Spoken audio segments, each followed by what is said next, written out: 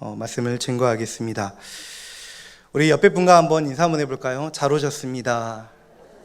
네. 우리 한 번 더 인사해 볼까요? 은혜 받으세요.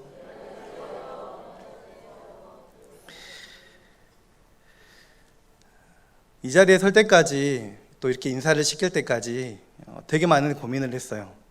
인사를 시킬까 말까 고민을 하고, 또 인사를 시키면 또 뭐라고 할까? 안녕하세요? 사랑합니다? 뭐 그렇게 시킬까? 아니면 쳐다보면서 왜 왔어요? 하고 그렇게 뭐 시켜야 되나? 뭐 그런 고민들 되게 많이 했거든요. 그래서 막 딱 빤히 쳐다보시면서 눈곱 대시지요 뭐 한다든지, 아무튼 뭐 여러 가지 많은 그런 생각들 심사숙고를 해서 나온 결과가 방금 우리가 한 인사입니다. 뭐 어떻게 인사했어요? 잘 오셨습니다. 예, 은혜 받으세요. 예, 무난하게. 아무튼 이런 거 하나를 하더라도 되게 많은 생각을 하게 돼요. 심사숙고를 하게 됩니다.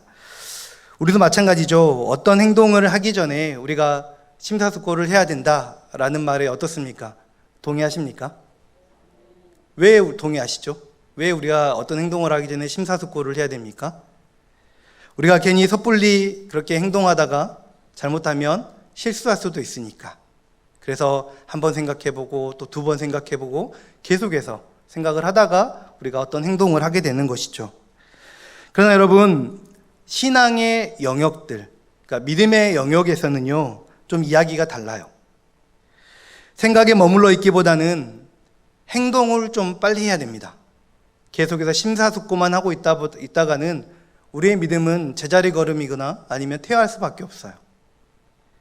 이것은 성경이 우리에게 요구하는 삶의 자세고요, 주님께서 가르쳐 주신 교훈이기도 합니다. 오늘 본문에 보면 예수님께서 예루살렘으로 가시는 중에 사마리아 지역과 갈릴리 지역 사이를 지나가시게 되었어요. 그리고 한 마을에 들어가셨는데, 그때 이 10명의 나병 환자들이 예수님을 보고서 멀리서 소리를 막 지르는 거예요. 이 나병 환자들은 사람들과 가까이 할 수가 없죠. 격리돼서 살아야만 했습니다. 사회에서 격리가 돼야 됐고, 가족으로부터도 격리가 되면서 그렇게 따로 모여서 그렇게 살아가는 그런 사람들이죠. 그래서 그들은 예수님께 가까이 오지를 못하고 멀리 서서, 아마 그들이 가장 가까이 올 수 있는 그곳까지 왔을 거예요. 그 이상 벗어나면 안 되니까 와서는 소리를 막 지릅니다. 예수 선생님이여, 우리를 불쌍히 여기소서. 예수 선생님이여, 우리를 불쌍히 여기소서. 계속해서 소리를 지르고 있는 거예요. 이들은 예수님이 메시아다라는 것을 알고 지르는 게 아니에요. 그냥 소문을 들었습니다. 어떤 소문이요? 예수님께서 병자들을 고치시더라. 이 소문을 들었던 거죠. 그래서 혹시나 예수님이 우리를 보고 그렇게 고쳐주지 않을까, 그래서 우리가 여기 있습니다 라고 계속해서 소리를 지르고 있는 거죠. 예수님은 그들의 외침을 들으셨고 제사장들에게 가서 그의 몸을 보이라고 그렇게 말하셨습니다. 당시에 나병의 발병 여부, 그러니까 이게 나병인지 아닌지 발병 여부와 또 이 나병의 치유 여부, 다 나았는지 안 나았는지를 확인했던 사람은 의사가 아니었어요. 바로 제사장들이었습니다. 그래서 제사장이 그를 보고 관찰하고 조사해서 그걸 결정하게 되는 거죠. 이건 나병이다, 이건 아니다, 아니면 다 나았다, 아니다, 이걸 결정하게 되는 거예요. 그래서 예수님은 의사가 아닌 제사장에게 가서 너의 몸을 보여줘라 라고 그렇게 말씀하고 있는 겁니다. 그 말을 듣고 10명의 나병 환자들 어떻게 했습니까? 아주 신나게 달려가기 시작을 하는 거죠. 그리고 가는 중에 그 나병이 깨끗하게 나음을 받게 됩니다. 여러분 14절 말씀 한번 볼까요? 14절에 이렇게 얘기하죠. 보시고 이르시되 가서 제사장들에게 너희 몸을 보이라 하셨더니 그들이 가다가 깨끗함을 받은지라. 여러분 자세히 보시면 가기 전, 그러니까 예수님께서 보여라 라고 말씀하신 그때는요, 몸이 나병 상태 그대로였어요. 나병 상태 그대로였는데 제사장에게 몸을 보이려고 달려가고 있는 그 도중에, 그 중간 어느쯤에 그 나병이 깨끗하게 나음받았다라고 이야기를 하고 있는 겁니다. 만일 이 나병 환자들이 아니 예수님 우리 몸은 그대로인데요? 좀 깨끗하게 해주면 안 됩니까? 깨끗하게 낫게 해주면 그러고 나서 우리가 제사장에게 가겠습니다 라고 그렇게 그냥 고집을 부렸다면, 그렇게 해서 예수님이 말씀하신 대로 행동하지 않았다면 여러분 결과가 어떻게 됐을까요? 아마 그들은 결코 치유함을 얻지 못했을 겁니다. 성경은 우리에게 이렇게 온통 행할 것을 말씀하고 있어요. 특히 믿음으로 행할 것을 말씀하고 있습니다. 아브라함에게는 고향인 갈대아 우르를 떠나라고 그렇게 말씀하셨죠. 모세에게는 어떻습니까? 이스라엘 백성들을 구원해내기 위해서 애굽왕 바로에게 가라고 말씀하셨습니다. 그래서 가서 구원해냈습니다. 그랬더니 계속해서 요구를 하는 거죠. 홍해를 건너라, 바위를 두들겨라, 바위를 가리켜라, 산으로 올라와라, 돌판을 만들어서 와라, 성막을 만들어라 등등 여러 가지 많은 일들을 하나님께서는 명령하십니다. 예수님도 그러셨어요. 제자들에게 나를 따라와라 그렇게 말씀하셨습니다. 이 모든 것들은 행동을 명령하고 있는 거예요. 여러분, 진정한 선이란 마음만을 갖고 있는 것이 아닙니다. 마음으로만 딱 가지고 있다고 그게 선이 되는 건 아니에요. 행동이 따라와야 됩니다. 그래서 말로만 배부르게 왜 밥을 안 먹고 왔어? 좀 먹고 좀 다니지. 왜 춥게 입고 다녀? 좀 따뜻하게 입고 다니지. 이건 선이 아니에요. 어떻게 해야 됩니까? 행동이 따라야 되는 거예요. 데리고 가서 밥을 먹인다든지, 내가 입을 옷을 좀 벗어서 덮어준다든지, 그런 모습들이 있을 때 그것이 진정한 선이 되는 겁니다. 진정한 양심도 마찬가지예요. 행동이 따라야 됩니다. 그래서 행동하는 양심이라는 말이 나오기 시작을 했죠. 믿음도 마찬가지입니다. 생각 속에 머물러 있는 믿음은 진정한 믿음이라고 할 수가 없어요. 행함으로 그 믿음이 입증되어야 됩니다. 성경에도 행함이 없는 믿음은 죽은 믿음이다 라고 그렇게 분명하게 말씀하고 있어요. 야고보서 2장 17절이죠. 이와 같이 행함이 없는 믿음은 그 자체가 죽은 것이니라. 행함이 없으면 믿음은 죽은 거라고 분명하게 말씀하고 있어요. 이렇게 행함이 무엇보다도 중요함을 우리가 성경을 통해 알 수가 있습니다. 성경에도 수없이 이렇게 말씀하고 있고 우리들도 수없이 행함이 있어야 된다라고 들어와서 분명히 알고 있습니다. 그런데 여러분, 그럼에도 불구하고 왜 우리는 행동하는 것이 이렇게 힘들까요? 왜 우리는 이렇게 힘들어할까요? 오늘 시간 우리는 이 부분에 대해서 성경을 통해 우리가 살펴보려고 그럽니다. 왜 힘든가? 어떤 요인 때문에 힘들어하는가? 그것들을 우리에게서 제거함으로써 행함의 열매를 맺게 되시기를 간절히 바랍니다. 우리가 행동하는 것을 방해하는 요인들이 있는데 세 가지만 살펴보겠습니다. 첫 번째 요인은 뭐냐면 바로 나의 현재 상황 때문에 그렇습니다. 무슨 말이냐면 내 현재 상황이 행동하기 너무 어려워요. 너무 힘듭니다.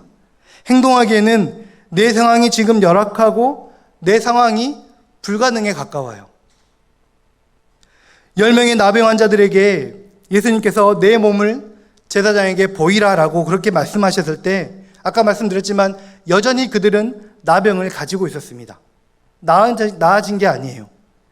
근데 이러한 몸을 가지고 제사장에 갔는데 몸이 그대로인 거예요. 그럼 여러분 어떻게 되겠습니까? 아마 많은 사람들이 미친 사람이지 않냐 그러면서 오해하지 않겠습니까? 나병을 가진 채 사람들에게 가면 안 된다라는 그런 규례를 어겼으니까 잘못하면 돌에 맞아 죽어야 했을지도 모릅니다. 그렇기 때문에 이들이 나병이 깨끗하게 낫지 않은 그런 현재의 상황에서 제사장에 간다라는 것은 어떻게 보면 바보 같은 짓이라고 할 수도 있어요. 그러니까 선뜻 가라겠을 때 우리 몸을 보니까 그대로인 거죠. 그러니까 행동하기 너무 어려운 그런 상황인 겁니다. 여러분, 아브라함도 마찬가지였어요. 그 당시는요, 부족 사회였습니다. 자기가 사는 곳은 조상 때부터 자기의 가족들, 친족들이 모여서 사는 그런 곳이었습니다.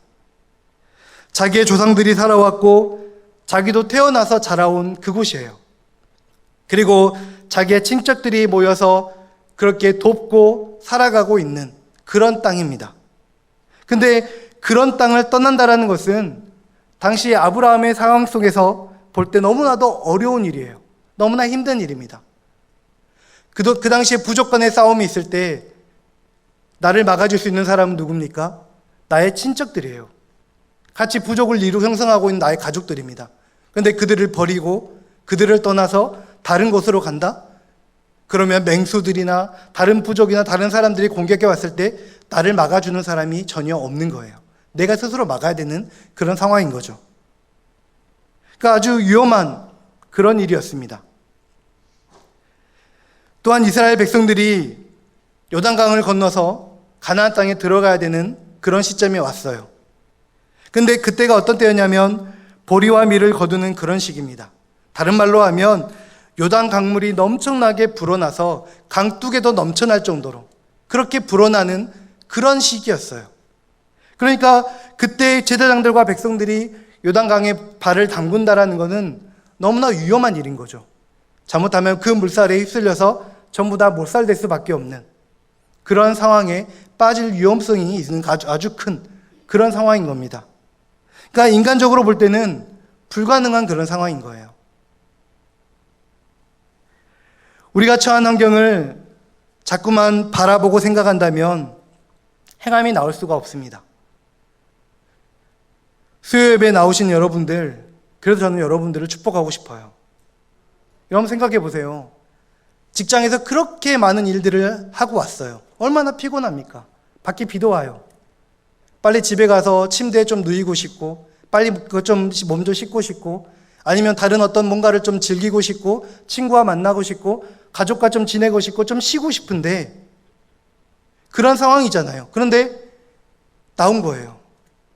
상황만 보면 너무나 힘들고, 그냥 좀 타협해버리고 좀 다음에 가지 뭐, 다음 주도 있는데 뭐, 그렇게 타협해버리면 좀 더 몸이 좀 편하고 그럴 텐데, 그거를 포기하고 이 자리에 나온 겁니다. 상황만 봤을 때는 정말 나오기 힘든데, 우리는 그 상황을 뛰어넘어서 지금 이 자리에 나와 있는 거예요. 그러니 여러분 어떻습니까? 축복받을만 하죠. 너무 잘 나오신 거예요. 그래서 잘 오셨다라고 그렇게 인사한 겁니다. 예전 신문에 보니까 박종규 장로님이라는 분이 나오셨어요. 이분에 대한 이야기를 조금 하겠습니다. 박종규 장로님이라는 이 사람은 그 당시 이제 집사였죠. 집사도 아니었어요. 박종규라는 사람이 1984년쯤에 지독한 가난을 벗어나기 위해서 사랑하는 아내와 두 아들을 남겨두고요. 28살의 나이로 미국으로 건너갑니다. 그래서 정말 미국에서 이루 말할 수 없는 그런 고생을 해요. 5년 동안이나 하루도 쉬지도 않고 그렇게 돈만 벌기 위해서 일을 하기 시작합니다. 그러던 그가 뉴욕에 있는 초대교회를 나가기 시작을 했어요. 그의 인생관이 완전히 예수님을 만나고 바뀌기 시작합니다. 그는 신앙인으로 완전히 거듭났어요. 1992년 그는 하나님이 원하는 기업을 세우고 싶어서 JC 메가월드라는 제약회사를 설립합니다. 여기서 JC는 예수 그리스도의 약자예요. 그러니까 거기다 붙인 거죠. 예수 그리스도 메가월드라고 하는 제약회사를 세웠어요. 그는 술 접대, 돈 봉투, 뇌물이죠. 그런 거 없이도 하나님을 믿는 사람으로서 정직하게 일해서 성공할 수 있다는 것을 보여주고 싶었습니다. 그래서 이때부터 그는 3가지 신앙생활의 행동 지침을 결정하기 시작합니다. 첫째는 반드시 11조를 철저하게 드리겠다. 두 번째는 신앙생활을 나의 삶의 최우선순위에 두겠다. 세 번째는 수입의 일정 부분은 내가 이웃을 위해서 사용하겠다. 이 3가지의 원칙을 딱 세워놓고요. 회사를 운영하기 시작합니다. 그는 주일 예배, 수요 예배, 새벽 기도에 빠지지 않았어요. 사업을 위한 약속이 있으면 항상 신앙생활 다음이었습니다. 주일은 아예 만나지도 않았고요. 교회 봉사가 있는 날은 봉사 후에 바이어들과 약속을 잡았습니다. 여러분 이게 말은 쉬워도요. 일해보신 분들은 알아요. 사업장을 운영해 보신 분들은 압니다. 여러분, 이게 정말 어려운 일이에요. 정말 어려운 일이에요. 미국에서 그것도 이제 막 회사를 세운 그런 사람입니다. 밤낮 없이 뛰어야 되는 그런 상황이잖아요. 물불 안 가리고 덤벼들어야 되는 그런 상황이에요. 근데 그렇게 해도 될까 말까인데 뇌물도 없죠. 술 접대도 없죠. 자기들 시간도 아닌 저 신생기업 사장의 시간에 맞춰가지고 그 약속을 잡아야 되죠. 여러분, 말도 안 되는 상황이지 않습니까? 그런데 이 박정규 집사, 그때는 이제 집사님이었으니까, 이 박정규 집사님은 이 신앙생활의 행동 지침을요, 철저하게 실행해 나갑니다. 그런데 정말 놀라운 일이 일어나요. 기업이 놀라울 정도로 성장하기 시작합니다. 미국 13개의 주와 또 멕시코, 홍콩에다가 지사를 세웠어요. 그리고 한국에서도 새로운 사업을 시작을 한다라는 그런 뉴스를 봤습니다. 초등학교 졸업장이 전부였던 그가 한국에서 간증을 해요. 그는 사업을 하려고 하는 사람들, 또 돈을 벌고 성공하기를 원하는 그런 사람들에게 항상 이 말씀을 잊지 않고 들려준다 그래요. 말라기 3장 10절의 말씀. 만군의 여호와가 이르노라. 너희의 온전한 11조를 창고에 들여 나의 집에 양식이 있게 하고 그것으로 나를 시험하여 내가 하늘 문을 열고 너희에게 복을 쌓을 곳이 없도록 붙지 아니하나 보라. 이 말씀을 간증 때마다 계속해서 증거한다라고 그럽니다. 여러분, 내가 처한 상황만 보면 도저히 안 돼요. 하지만 하나님은 가능하십니다. 이 박장로님은 말도 안 되는 그런 상황 속에서도 믿음의 결정을 하고 믿음으로 행동을 했습니다. 그랬더니 어떤 일이 일어납니까? 하나님이 하신 그 놀라운 일을 경험하게 된 줄로 믿습니다. 우리 모두 상황이 바뀌기를 바라고만 있지 마시고, 상황이 안 돼도, 여건이 안 돼도 먼저 신앙의 행동을 하는 우리 모두가 되시기를 간절히 바랍니다. 두 번째로 우리가 행하지 못하도록 하는 요인이 있습니다. 그것은 바로 의심입니다. 우리나라도 이제 물 부족 국가라고 그렇게 말을 하죠. 지금 비가 오고 있어서 좀 다행이긴 하지만 그럼에도 불구하고 우리는 물 부족 국가인 건 마찬가지입니다. 아직도 가뭄은 여전해요. 그렇다고 해서 몇 개월 내내 비가 안 온 것은 아니잖아요. 지금도 비가 오고 있으니까. 비가 오지 않은 것은 아님에도 불구하고 우리는 계속해서 물이 부족하다, 좀 위험한 수준에 있다라는 그런 이야기를 간혹 듣고 있습니다. 여러분, 그런데 여러분, 3년 6개월 동안 비가 오지 않는다? 여러분 어떨 것 같습니까? 3년 6개월 동안 이스라엘 땅에 비가 오지 않았어요. 여러분, 가뭄의 정도가 얼마나 심각했는지 여러분 상상하기도 힘들죠. 우리도 지금 이러고 있는데 3년 6개월 동안 비 한 방울 내리지 않았다? 그것도 사막이잖아요, 이스라엘은. 그런 상황에서 얼마나 여러분 거기 이스라엘 백성들이 힘들었겠습니까? 이런 상황 속에서 엘리야 선지자가요, 이스라엘 아합 왕에게 이제 비가 올 것이니까, 그것도 그냥 비가 아니라 폭우가 내릴 거니까 고립되지 않도록 빨리 궁으로 돌아가라고 말을 해요. 그리고 엘리야 선지자는 갈멜산 꼭대기에 올라가서 비가 오도록 기도를 하죠. 열왕기상 18장 41절과 42절에 이렇게 얘기해요. 엘리야가 아합에게 이르되 올라가서 먹고 마시소서. 큰 비소리가 있나이다. 아합이 먹고 마시러 올라가니라. 엘리야가 갈멜산 꼭대기로 올라가서 땅에 꿇어 엎드려 그의 얼굴을 무릎 사이에 넣고라고 말합니다. 그러니까 계속해서 기도를 해요, 비가 오도록. 그런데 그렇게 기도하고 있는데 비가 빨리 오질 않는 거예요. 엘리야 선지자가 사환을 보내서 비가 오나 안 오나 보라고 명령을 해요. 한 번 갔다 와서는 비가 오지 않습니다. 또 갔다 와서도 비가 오지 않습니다. 3번, 4번, 5번 갔다 옵니다. 비가 오지 않습니다. 인간적으로 보면 정말 난감한 일 아닙니까? 비가 온다고, 그것도 잠깐 오는 게 아니라 폭우가 내리겠다라고 그렇게 호언장담했는데 비가 오지 않는다라고 계속해서 사환은 6번째 갔다 왔는데도 그렇게 보고를 하고 있는 거예요. 여러분, 이 정도가 되면 의심이 생길 수가 있잖아요. 이러다 진짜 비가 안 오는 거 아닌가? 내가 지금 착각한 건가? 이게 하나님의 뜻이 아니었나? 내 착각인가? 내 생각인가? 여러분, 그런 생각 들지 않겠습니까? 우리를 행동으로 옮기지 못하게 하는 것은 바로 이 의심이라고 하는 거예요. 새벽에 나가서 내가 기도했는데도 응답이 없어요. 이거 응답이 안 되는 거 아니야? 왜 내 삶은 이렇게 똑같지? 기도해봤자네. 나 이제 기도 안 해. 11조 하는데도 내 비즈니스가 잘 되는 것 같지가 않습니다. 11조 하면 복 받는다며. 이게 뭐야? 거짓말 아니야? 이제 나 11조 안 해. 내가 이렇게 힘든 상황에서도 내가 예배를 드리는데 왜 내 힘든 거는 그대로지? 괜히 고생만 했네. 나 주일에 나 집에서 잠만 잘래. 나 차라리 놀러 가버릴래. 이러한 의심마귀가 우리로 하여금 하나님의 복을 받는 행동을 더 이상 진행하지 못하도록 찬물을 끼얹습니다. 우리들의 행동이 얼어붙도록 얼음을 끼얹어요. 우리는 이것을 극복해야 됩니다. 엘리야는 하나님의 약속의 말씀을 의심하지 않고 뒤에 징조가 있는지 살펴보라고 계속해서 사환을 보냅니다. 의심하지 않고 계속해서 행할 때 놀라운 역사가 일어나게 되는 거죠. 그 뒤에 열왕기상 말씀을 보면 이래요. 7번째 이르러서는 그가 말하되 바다에서 사람의 손만한 작은 구름이 일어나나이다.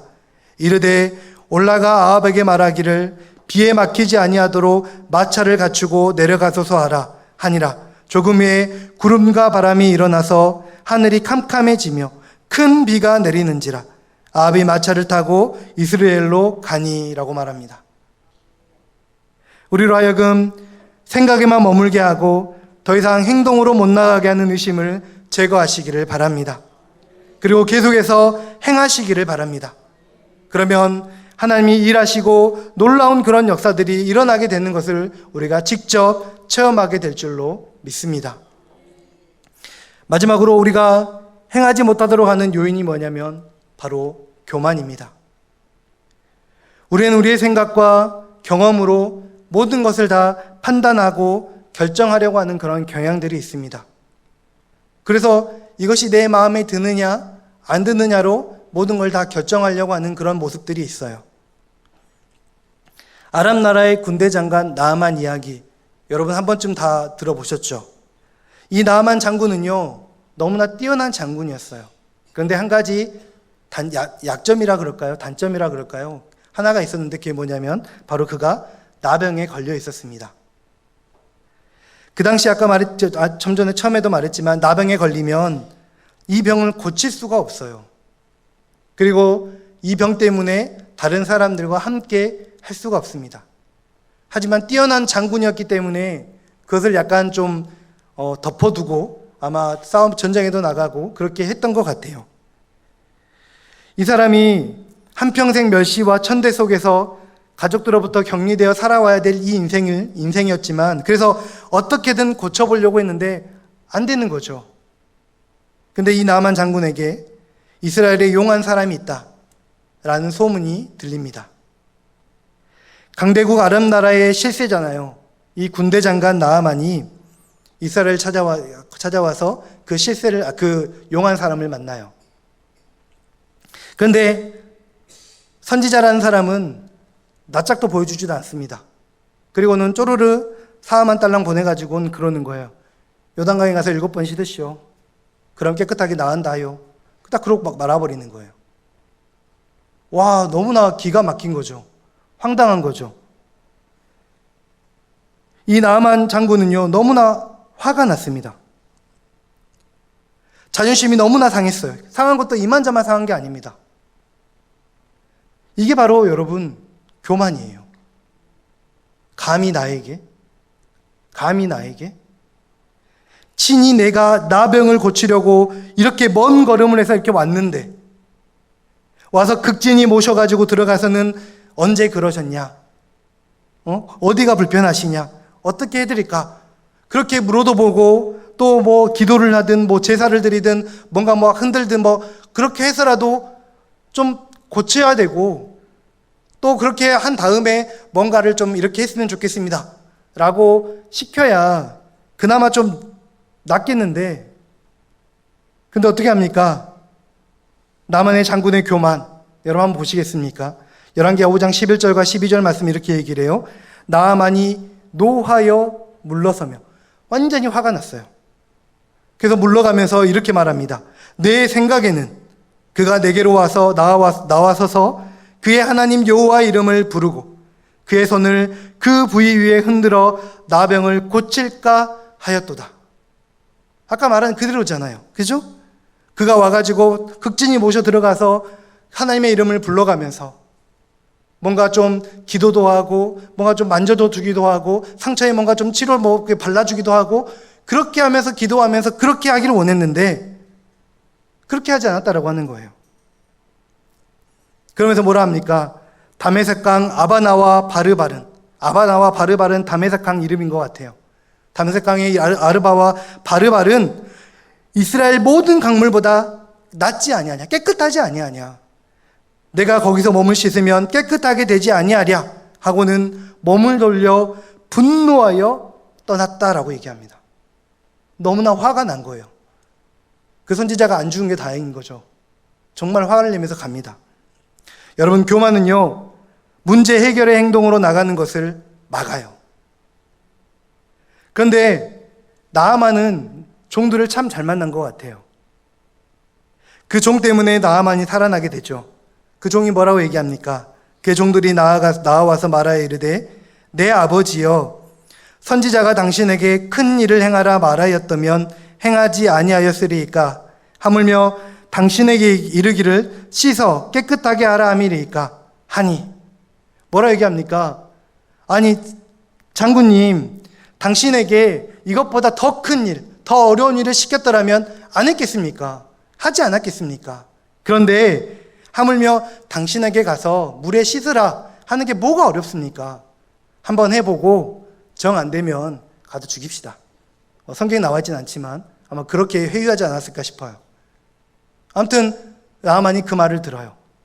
듣고 뭐라 합니까? 이에 내려가서 하나님의 사람의 말대로 요단강에 7번 몸을 잠그니 그의 살이 어린아이의 살같이 회복되어 깨끗하게 되었더라. 아멘. 교만을 벗어버리니까 행동하게 되고, 행동하니까 살아나는 역사가 일어나게 된 줄로 믿습니다.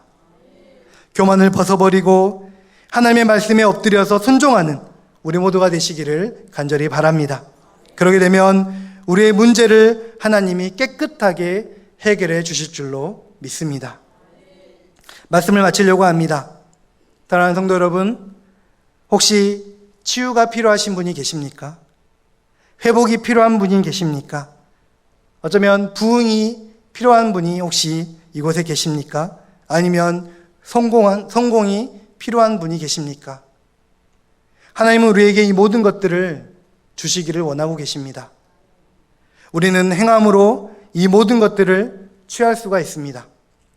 우리가 행하는 것을 막아서는 그 요인들을 우리에게서 제거하시기를 바랍니다.